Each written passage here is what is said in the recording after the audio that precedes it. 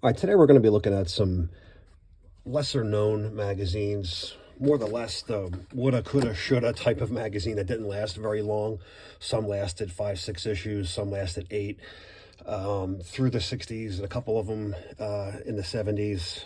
And what we got first is Wrestling Training Illustrated, and Mark Lurie and Dan Lurie both started the Muscle Training Illustrated magazine. And Dan Lurie was a big bodybuilding champion, and he had his own bodybuilding guild called the WBBG, the World Bodybuilding Guild. He was a professional arm wrestler and bodybuilding champion, and ran the Muscle Training magazine. Really didn't have anything to do with Professional Wrestling magazine. Scott Epstein, on the other hand, who was the managing editor of the magazine, was very tight with Dan Lurie. Actually, he was married to Dan's daughter. He was in charge of the wrestling magazine end of it, and everybody here in New York knows who Scott Epstein is, especially if you were a bodybuilder, or a steroid user, or a gym rat, very much like myself in the 80s and early 90s. Everyone around knew Scott Epstein's name, and it was just he was a great dude. Everyone loved him. He was, I think it was 2010 maybe. He was killed in a car wreck. Anyway, he ran a short-lived wrestling magazine. He was very tight with superstar Billy Graham, and many of these magazines are focused around Superstar. This was a great magazine. I mean, I loved this magazine. Had nice, slick, thick paper, all unique photos and original photos, most of them taken by George Napolitano, where everyone knows who George is as the world-famous photographer. He worked for this magazine, and there's no republished photos in these issues. They're all unique, and they're great. It was heavily based on bodybuilding, and there's a lot of bodybuilding ads in here as well. The magazine focuses on power guys more so than anything else. There's the muscle guys like I said, Superstar, Ivan Koloff, Bruno, Mascaris, bigger, stronger guys. They focus their magazines on. So you'll get a lot of Tony Atlas got his start in the WBBG. I think that's where he got his Mr. USA title from. So they were heavily based on muscle dudes, and maybe that's why it didn't last as long. I'm not sure, but it was a great magazine nonetheless. I really enjoyed it. The first issue came out in June of '76. August of '76. The first 2 issues right off the bat were Superstar Graham. He was very tight with Scott Epstein, like I said, who ran the magazine. September '76, number 3. December '76. Kind of surprised to see Dusty in there. He's not actually the poster boy for bodybuilding or nutrition, but he sold magazines, that's for damn sure. April '77. June '77. Got Ken Patera and Bruno, of course. So, of course, powerlifting guys. Now we skip ahead for 2 years. There was nothing that was out until spring of 1980. And then fall with Dusty Rhodes again. Like I said, the guy sold magazines. And that was it for wrestling training for the 70s and 80. It came back in like 82, I believe, for like 2 or 3 more issues. I have them. They're in another pile with my 80s stuff. They weren't as good. And there was just, like I said, a couple of one-off issues here and there. So, but the beef of their releases were in the mid to upper 70s. Wrestling Today is another one that didn't last long. This is an offshoot of Sports Today, Baseball Today, Football Today. So they've decided to put out a handful of wrestling issues. I believe either 6 or 8 of them in a row. We'll see in a second. But it came out in '79. It starts at issue number 11 in the series. If you're looking 1 through 10 for wrestling, you're not going to find them because they weren't released in wrestling. They're released under football, sports, or something else. So the first issue was issue 11, and in '79. Next issue was issue 12, which is really like issue 2 for wrestling. 13 or 3. Issue 4.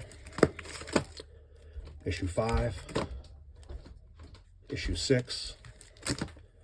Issue 7. issue 8, and I believe it's the final issue, which was an 81, and that will be a wrap for Wrestling Today. That gets us up to Popular Wrestling, another short-lived magazine that was out for maybe a handful of issues, maybe 8 or 10, and the first issue was February 1976, May 76, August 76. This is an expensive one for some reason. November 76. This is also the first look at Ric Flair on the cover of a magazine. This was his very first issue to appear on a cover. Again, that's November 76. February 1977. This is also signed by Stan the Man and Bruno. May 77, and that's signed by Nikolai Volkov. Competera bloody on the cover, August 77. November 77. I think we're getting close to the end here. February 1978. Yeah, May 78. And that was it. So that was the last issue, May 78, for Popular. Didn't care for this magazine. It was rather cheap. The pictures were kind of crappy, but they're out of focus. Some were overexposed, some were underexposed. The articles weren't very interesting, so I can see why it didn't last. That gets us to complete Wrestling Roundup, and these were very short-lived. First issue was April 74, August 74, October 74, and this is my signed Chic issue, and December 74. First look at the Great Kabuki in an American magazine. He was actually very heavy at that point. When he came back in the 80s, he was a lot thinner. February 75. This is an expensive, rare issue. I don't know why. I think it's the first magazine to have the midget female wrestlers dominating the cover. And it sells for a pretty good dollar. June of 75. I believe this is the last one. Yeah.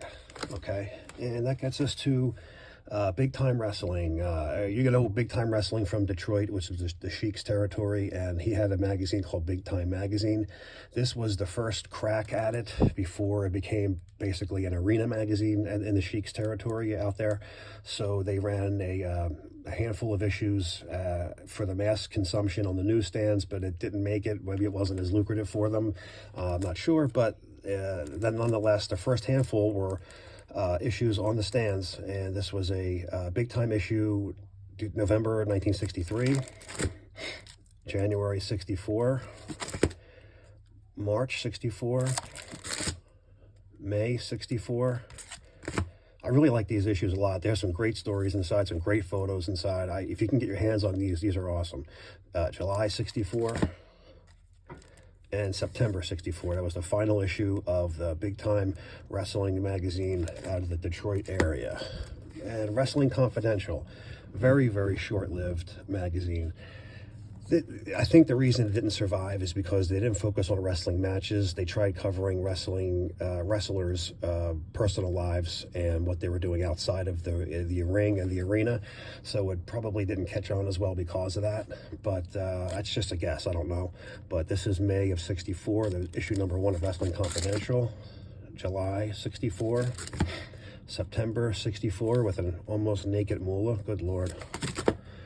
January 65. She looks like Amy Winehouse. Freddie Blassie with somebody. April 64. I'm sorry, 65. And December 65, which is the final issue of Wrestling Confidential. Okay, so not a very long video today, but just covering some magazines that were like, offshoots and off the beaten path of popularity on the newsstands. They didn't sell on every major magazine across the country. They were on select areas, not as widespread. Here in New York, we were able to have access to all these, so we were lucky. But if you get a smaller city somewhere, they may not have had these on the newsstands in your area. So, but there it is. All right, see you on the next.